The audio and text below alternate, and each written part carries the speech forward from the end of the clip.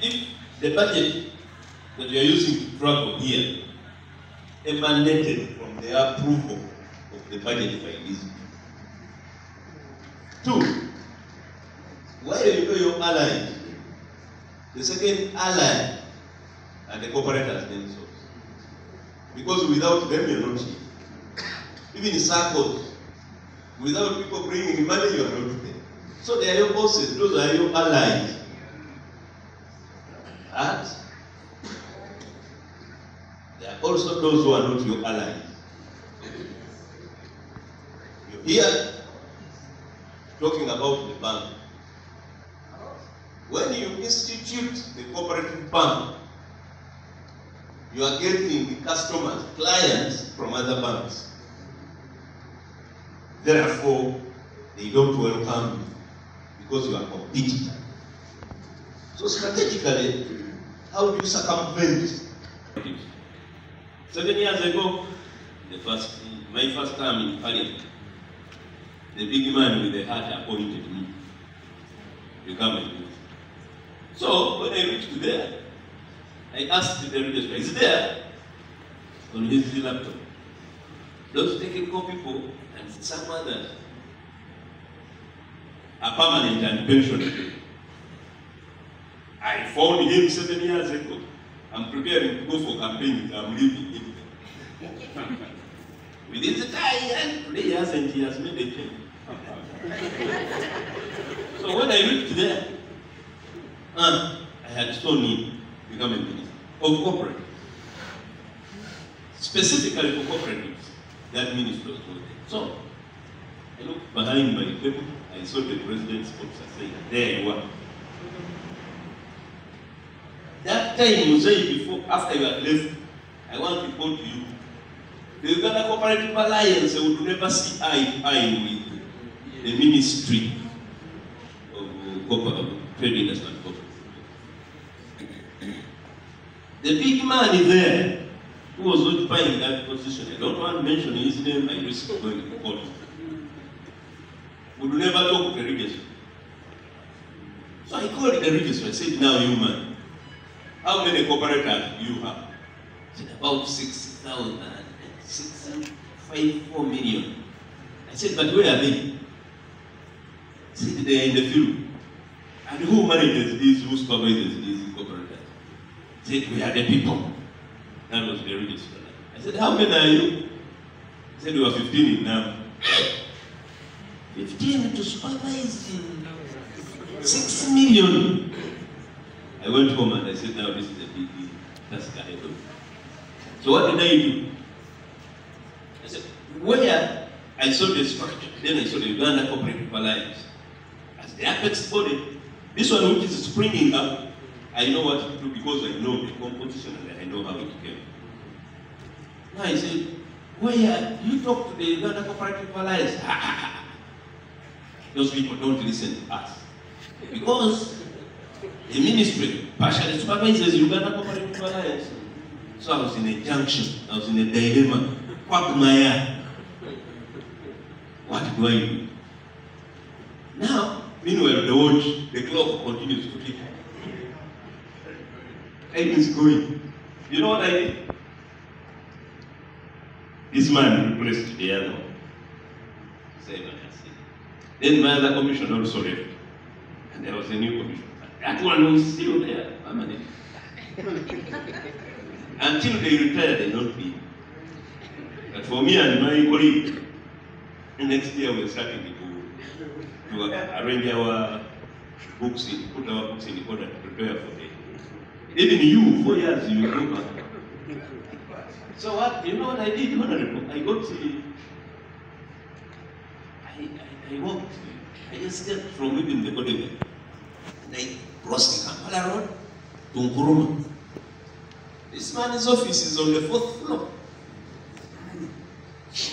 Neither did the Askaris know me, nor did the secretary know me. So I went for an adventure. 4th floor, pa! I found the secretary. There is a guy there who has never left that crusade. I said, hey, you want to see that? I never seen the minister. He didn't know the Minister of Cooperatives. You want to see the big man? See me. He said, yes, sir. So he allowed me. Because I was allowed. So I entered and sat by the secretary. I said, and I said, yes, madam, I would like to talk to the chair, the Secretary General of the Uganda Cooperative Alliance. I said, who are you? I said, can you fill this form? She didn't read. Maybe if she had read the name, she would have known. So she took the form to him. He came out. Honorable Minister, how did you come here? I said, this is the first preference. I am here, I'm looking for you. Many things happened, but I've been telling this story for a long time. Do you know the other thing that happened in Honorable? The Secretary General took the minister for lunch. So during lunch, we intervened and said, but you man, how do the cooperatives work? Those people didn't know I'd gone to the So I came to office. We continued. I said, you people, yesterday I was at the Uganda Cooperative Alliance. What? I said, yes. Then I asked the other big man, who is not, that tell me, did Museveni remove the ministerial position from me because I went there on food? Why are you arrogant? Why do you pose? Why you are serving the cooperators? How do you serve cooperators minus the Uganda Cooperative Alliance? Where are they? So because of that particular move, the cooperative movement has grown from 6 million to 14 million people now. And that is my personal success. If I had done it alone, I would not. Now what lessons have we got you for you leader? You think when I appoint you chair of the union, you want to start getting a walking stick? How are you, my people? Who are you? The cooperators are the managers of the union. In the cooperative movement, it is one man, one vote. Even if you are chairman of a cooperative, you are entitled to one vote. Period. But you must think beyond the others because you are the leader. Yeah. That is why me, I broke the stalemate and thought beyond these people who are permanent and questionable, and walked that side because I knew that my Lord directed me that without the Cooperative Alliance of Uganda, I can never have this cooperative. So now I have it. Now, that is one. What next? My message to you is, there is no credit in the post. The second message is, you don't lose anything by being honest, humble, and diligent. That's my message to you leaders. Even the other leaders who are not here, I am telling you, when you go home, tell your friends, don't just say we're in the hotel. Tell them what you are learning. The other message, which I would like my honorable member of parliament and hear, is that one, when I knew that members of parliament are allies, there is a man here called Inanda Mafad, Honorable. For me, there is a name I gave you. It's a necessary evil. Do you know what? I call him a necessary evil because he's in opposition. But as a minister for cooperatives, I need him because he's the chairman. He's for cooperative. Simple. I said, I went for election. I saw him win and oppose. I said, necessary evil, you are bad. But I want to use him like he has said. The honorable here now has pledged his commitment to move it together with the cooperators. And that's what we need. Circles. There is no need for people who subscribe their money, put their shares, to come to your circle and you say, we don't have money. You must be in a position to understand that anytime a cooperator will come for his shares, or he will move out, and in So you must have a liquidity preference to meet the daily needs of the people. Why would somebody move to your office anytime? You tell him, come the other day. But they don't have the money. Reduce on the bureaucracy. That's how people build confidence. Then you leaders of the cooperative society. Why would you call a meeting? The law is clear. And this time we have digitalized the cooperatives.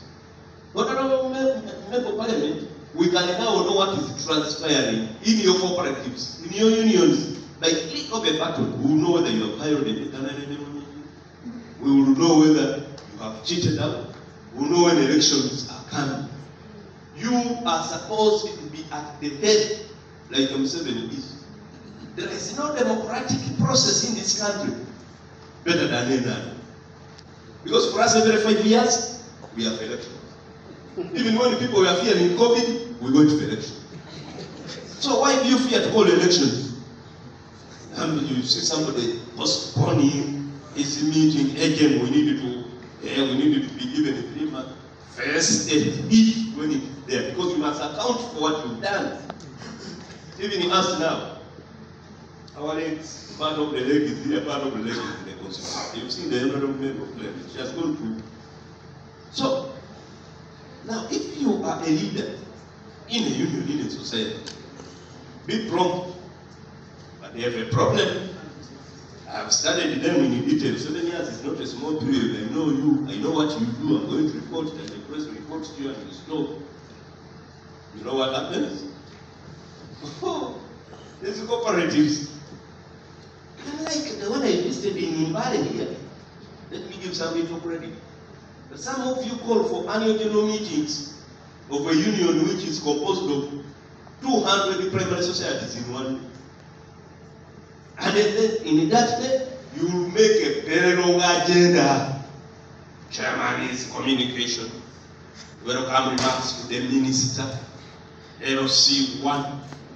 By the time these people reach to the conclusion to consider audit reports, they are very clever. They will put audit report at the end. People are tired. And by the time they got that report, then you hear envelopes being packed. You see envelopes being packed. And then you see food being served, being arranged. That scent itself interferes with the reasoning. No sooner do they distribute the agenda, do they reach the item, than one person, they strategically locate from a commune. Yes. Oh, these accounts are well laid. One congratulates this leader. What a chair. Second day. Some others will say that. Huh? We go home. You have cheated the cooperators, the owners of the cooperative movement of the union. Because you have not given them time to see into the details of their transactions for the year. So what do you do? Simple difference. If you have over 600 cooperatives, so say, please humbly carry out what we call a pre-annual general meeting. Call a meeting for business. Then you call the AGM to punctuate the annual general meeting which you had the day before, such that you legalize it. In this one, it is a ceremony. In the other one, there are details for people to understand. Then they have a habit. But then you will have taken long without seeing. So am I. They just use microscopic detail. There is a habit. In the statements, me I usually see and look and what? Yeah. They choose auditor. Women and company auditor. Then the auditors, my brother, you know the union, the society is formed by an ordinary person. Then the auditors will come. This is to present a fair view of the accounts as presented to us, a true record. But in the details, you will find where they have made a loss. Instead of saying a loss, they put in brackets. The person who made the cooperative society, does he know what a bracket means? Then the language is so terrible. Why don't you say other factors the remaining force? Quid pro quo. What is this to a common man? Simplify the audit language to be understood by the owners of the societies. That's my message. If you don't, you have done injustice. Conflicts is one of the areas I'm going to end up with. Why do you, when you were appointed, when you were elected the President Museveni, he saw for a term of what? You are 4 years. But they appoint somebody today. Tomorrow, conflicts. You start now. How does he live in the jail? 4 years, when will you fight for 4 years? So use this time to support the leadership and you bring in prosperity to your cooperative unions and society. I want to talk about the office of the registrar. Just because I'm small, you don't think I oversee that register. But I want to tell you now that you are here. That registrar is not the alpha and omega in the cooperative movement. No. When you petition him, more often than not, they have not responded. Don't keep quiet. Petition the minister. Because the minister has an area where he can invoke to require him or another person to do his work. Because there are human things also. So if he's destabilizing you, see me, and I'm also Hannah. I want to talk about the warehouse. She's here. I have wanted, I don't know, but the Honorable shall have to discuss sometime when we finish this process. I want this warehouse to be understood very well. What is a warehouse? What is a store? Simple. You also simplify it by not saying warehouse, you say storage. You are talking of maize. You are talking of cotton. You are talking of coffee. You are talking of middlemen coming to buy directly from the farmer. This should not happen. If you group people into cooperatives, what they will do is they will produce differently, but they will aggregate together.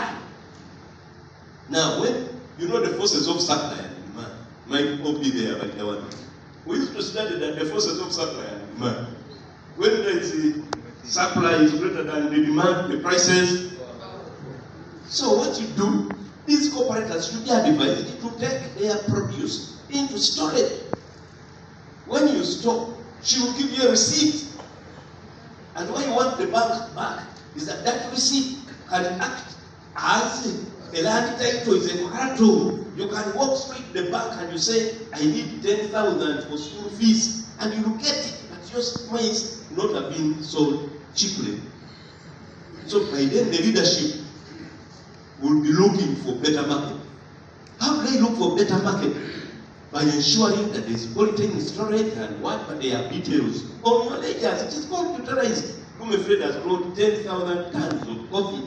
You know that. So when he gets a receipt, he goes to the bank, he gets money. Automatically the system will say he has been advanced 2 million. And it will be deducted at the time when you sell. Why storage? One, I want to tell you a story in my constituency. I don't know whether it is happening in your constituency. I told the people in Kampala and they laughed at me. We spend a lot of time in Kampala. For me, when I spend a lot of time in Kampala, there is the people who want votes, who want me out of office, younger men. So, for me, they call me a foreigner. And for them, they are already, they use this man, the man who sang some name. They call me a Mukuyana because I go there once in a while. And they call themselves a Bambada because they are there always. So he said, you give your fellow Mubakana votes and let's vote out this Mukuyana. So he said, how will I defeat this scenario? And the boy was becoming very popular. Because me, I can't come back to the constituency every weekend, but for him, everybody, Mubambada, where is the Mukuyana? You are not there. So he had called a meeting to say, now I want to educate you people, the voters. If I call the 3 people, you were Mubambada, the local, You said yes. Number one, you stand here. You another Mpambana 2. You another Mpambana 3. The three of you, Komyama, okay. Now you, what did you do? Say watermelon. Then I said you, Mugirana number 2, what did you grow? Watermelon. I said you, Mugirana number 3, what did you grow? Watermelon. My question is, you number 1, Mugirana. Say watermelon, number 2, Mugirana. He will say, I also have my watermelon. Say it to 3. I'm also stuck with my watermelon. That is why there is a Mugirana. You buy these things. And they say, oh yes, that is true. We cannot beat ourselves and manage. We need some other input from outsiders. We are 40 million. 45. Let's wait to see what the census will get. Now if you are 45 million in Uganda, you are producing coffee. Can we really, and call it coffee producer, can we consume your coffee as Uganda? We can't. The president is in Kenya. For the market of the East African community to make 120 people, 20 million people. From there, he's also looking for market from the African continental free trade area of 1.2 billion. So the storage, you can be able to sell outside. Don't be inward looking, but can you sell outside with green coffee? You must add the value. That's why we've decided now that all machinery that you possess in your respective localities under Kaib shall belong to cooperatives for purposes of adding value. For storage, she has carried out a census of the storage network, and we need to drop it for funds and we increase the storage. You produce, you add value, you store and export. There is the free zones authority where you can export minus tax. I'll give you last year an example. This suit, I bought it from out, but who knows whether this suit is not from my mother's cotton. You grow cotton, you spin a bit, you put in bales and you export. You know what you are donating? You are donating to Turkey, where you export a factory for weaving and job opportunities and taxation. You are donating to that people, to those people who make a suit, even who put batteries. We are donating those jobs. And a kilo of cotton that costed 2,000, you buy a suit worth $1 million. You see how we are donating. So we are saying, let's be inward looking and add value. That's the back. You have to resolve. You have to resolve. Okay, I want to pose and thank the president for giving me another opportunity to serve the cooperators. Why don't I get you to tell me? I have that passion, but I won't capture you. But now that you're in my possession, you're in trouble with me. The cooperative bank. One, when will you walk on the top? You have got your resolution. Honorable Member of Parliament, you know, in the last Parliament, I presented an amendment to the Cooperative Act. The amendment captures that there shall be a bank for cooperators. It is there. So now, the President, the MPs are looking at the Minister and you people. So, you have resolved what next? Let me keep quiet, what next? Then you wait for 6 months, then we come and resolve. Who is going to wait for you? You implement this or never. You are lucky. You have 14 million people. If you decided to say that everybody should buy a minimum share in our bank of 1 million, that is how much money.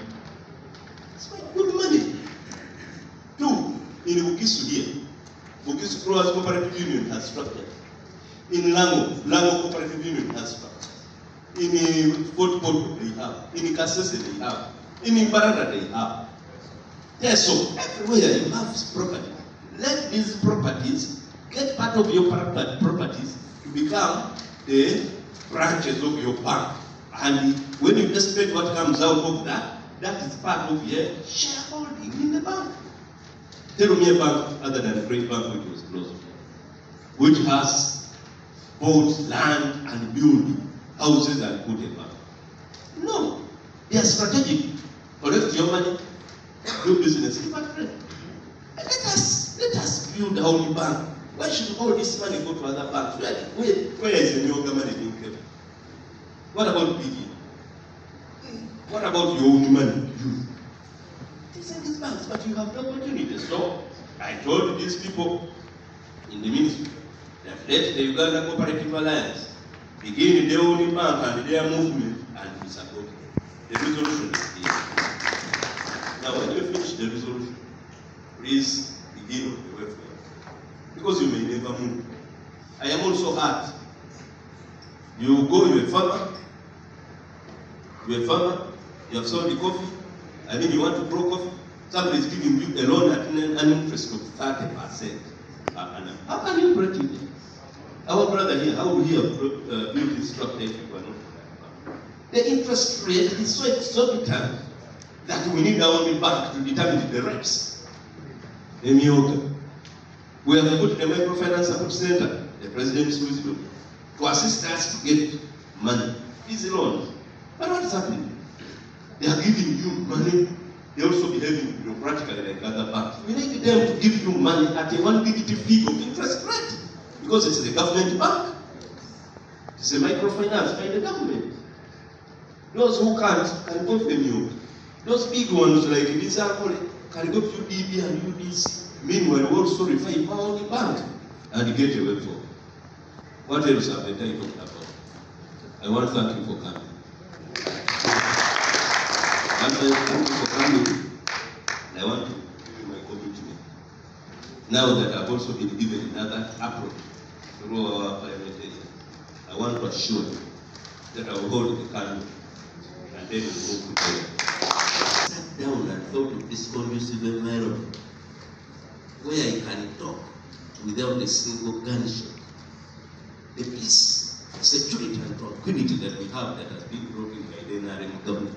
Have you ever thought about it? Why would you love to lose it so fast?